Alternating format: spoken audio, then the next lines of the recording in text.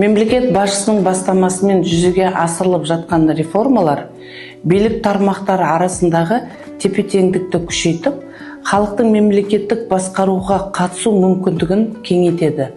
Бұл ашықтық пен жауапкершілікке негізделген жаңа басқару мәдениетінің қалыптасуы. Денсаулық сақтау саласының өкілі ретінде біз үшін ең басты құндылық адам өмірі мен азаматтардың әл-ауқаты.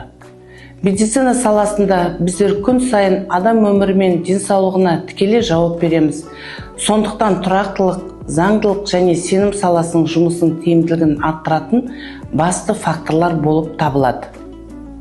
Осы тұрғыдан алғанда, конституциялық реформалар әлеуметтік әділеттілікті арттыруға, халыққа көрсетілетін қызметтердің сапасын жақсартуға негіз болады.